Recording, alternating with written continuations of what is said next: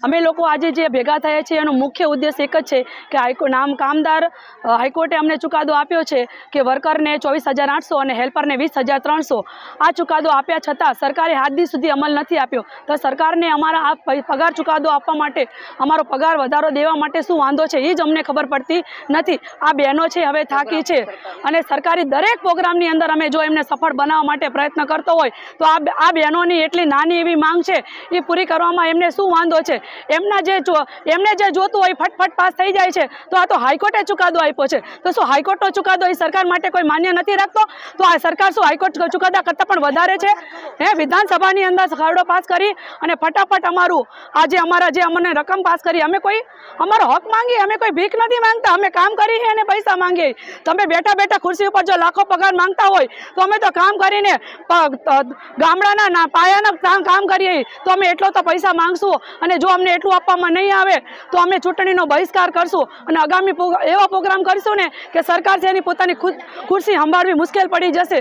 અહીંયા અમે આ આકરા તાપમાં ઉગ્ર આંદોલન માટે એટલા માટે ભેગા થયા છીએ કે આજથી 6 મહિના પહેલાં હાઈકોર્ટે ચુકાદો આપ્યો હતો કે બહેનોનો 24,800 પગાર થવો જોઈએ અને હેલ્પર બહેનોનો 20,300, છતાં પણ સરકાર હાઈકોર્ટને પણ માનવામાં નથી।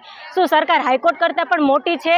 અને કહેવાય છે ને કે બહેનો એક સહન શક્તિનું રૂપ છે, તો હવે આ બહેનો 2022થી સહન કરીને થાકી ગઈ છે, એટલે એમની સહનશીલતા તૂટી છે, એટલા માટે બહેનો અહીંયા ભેગી થઈ છે અને અમારું માત્ર ને માત્ર શોષણ જ કરવામાં આવે છે। અમને ઓનલાઈન અમારો મુખ્ય ઉદ્દેશ્ય શું છે? બાળકોને પોષણ આપો, શિક્ષણ આપો, પણ બસ સરકારે ઓનલાઈન કામગીરી એટલી વધારી છે, એપ્લિકેશનો એટલી વધારી દીધી છે કે અમારો અને બાળક તરફનો જે લાગણીશીલ સંબંધ છે એ તો રહેવા જ નથી દીધો।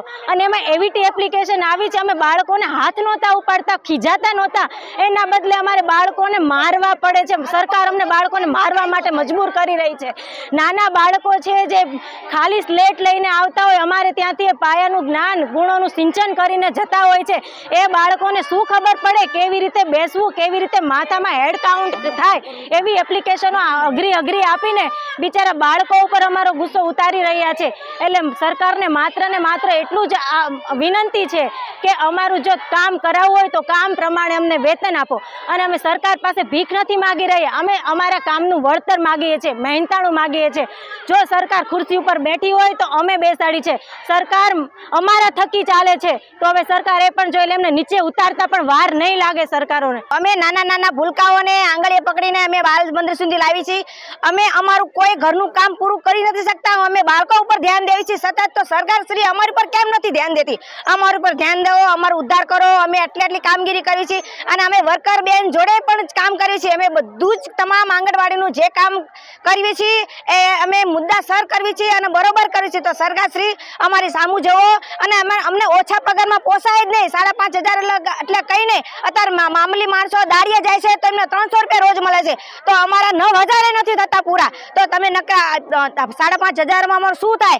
તો આપ શ્રી મારી નમ્ર વિનંતી કે અમને પગાર વધારો કરી આપો।